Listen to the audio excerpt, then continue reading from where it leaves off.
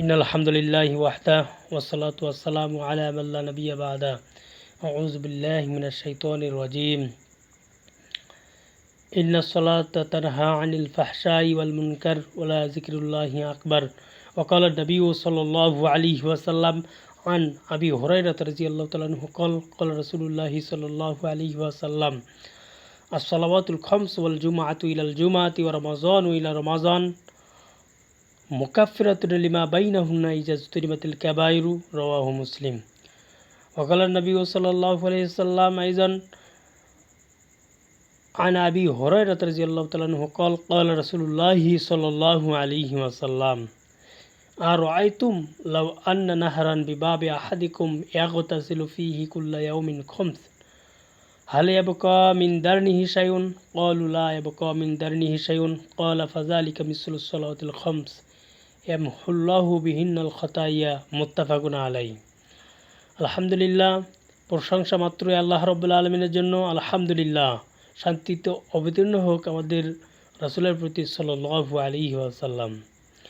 আজকে আলোচনার সংক্ষিপ্ত বিষয়বস্তু হচ্ছে সালাতের ফজিলত সম্পর্কে। ফজিলতুস সালাত, সালাত কি ফজিলত দেয় আমাদেরকে, সালাতের মাধ্যমে আমরা কি উপকার পাই। আল্লাহ রাব্বুল আলামিন বলেন সূরা আনকাবুত 29 নম্বর সূরা 45 নম্বর আয়াতে আল্লাহ রাব্বুল আলামিন বলেন ইন্নাস সালাতা তানহা আনিল ফাহশাই ওয়াল মুনকার, নিশ্চয় সালাত অশ্লীল এবং গর্হিত কাজ থেকে মানুষকে বাধা দেয়। তাহলে আমরা বুঝতে পারলাম সালাত মানুষকে অশ্লীল এবং পাপ কাজ করতে বাধা দেয়।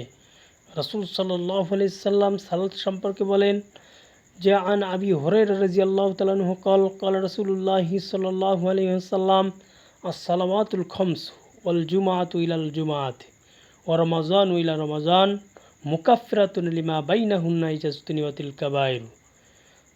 বিখ্যাত সাহাবী হযরত আবু হুরায়রা রাদিয়াল্লাহু তাআলা আনহু থেকে বর্ণিত, তিনি বলেন রাসূল সাল্লাল্লাহু আলাইহি সাল্লাম বলেছেন 5 ওয়াক্ত সালাত বা নামাজ এক জুমা হতে অপর জুমার সালাত এবং এক রমজান থেকে আরেক রমজানের সিয়াম সেই সব গুনাহের জন্য কাফফারা হয় যেই সব গুনাহগুলো এর মধ্যবর্তী করা হয়, অর্থাৎ ফজর থেকে জহর পর্যন্ত, জহর থেকে আসর পর্যন্ত, এইভাবে 5 ওয়াক্ত সালাতের মধ্যবর্তী সময়ে যে গুনাহ করা হয় 5 ওয়াক্ত সালাত আদায় করার কারণে সেই গুনাহগুলো আল্লাহ রাব্বুল আলামিন ক্ষমা করে দেন। সুবহানাল্লাহ। অনুরূপভাবে এক জুমা থেকে অপর জুমার মধ্যবর্তী যে সময়ে গুনাহ করা হয়, এক জুমার সালাত আদায় করার পর অন্য জুমার সালাত আদায় করলে সেই গুনাহগুলো ঝরে যায়, ক্ষমা করে দেয় আল্লাহ রাব্বুল আলামিন।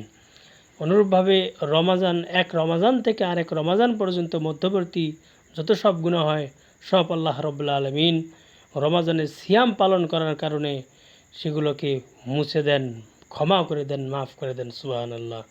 তবে একটা শর্ত হচ্ছে কবিরা গুনাহ থেকে আমাদেরকে বিরত থাকতে হবে।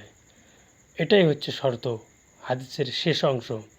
অন্য হাদিসে এসেছে রাসূল সাল্লাল্লাহু আলাইহি সাল্লাম এই সালাতের ফজিলত সম্পর্কে বলেছেন, সেই সাহাবী আবু হুরায়রা রাদিয়াল্লাহু তাআলা আনহু থেকে বর্ণিত, তিনি বলেন আরাআইতুম লাউ আন্না নাহরান বিবাবি আহাদিকুম ইয়াগতাসিলু ফীহি কুল্লা ইয়াউমিন খামসান হাল ইয়াবকা মিন দারনিহি শাইউন ক্বালু লা ইয়াবকা মিন দারনিহি শাইউন ক্বালা ফাযালিকা মিসলুস সালাতিল খামস ইয়ামহুল্লাহু বিহিন্নাল খাতায়া।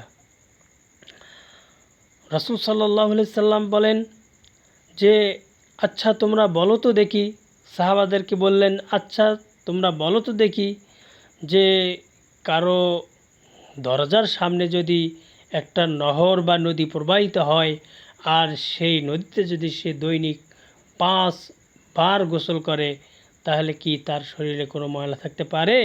সাহাবীরা বললেন না ইয়া রাসূলুল্লাহ, তার কোন শরীরে কোনো ময়লা থাকতে পারে না। রাসূল সাল্লাল্লাহু আলাইহি সাল্লাম বললেন এটা হচ্ছে 5 ওয়াক্ত সালাতের উদাহরণ। যে ব্যক্তি 5 ওয়াক্ত সালাত আদায় করবে তার শরীর থেকে এরকম গুনাহ ঝরে পড়ে যাবে। সুবহানাল্লাহ। আল্লাহ রাব্বুল আলামিন আমাদেরকে ৫ ওয়াক্ত সালাত আদায় করার তৌফিক দান করুক। আল্লাহুম্মা আমিন। ওয়া আখির দাওয়ানা আনিল হামদুলিল্লাহি রাব্বিল আলামিন। আসসালামু আলাইকুম ওয়া রাহমাতুল্লাহ।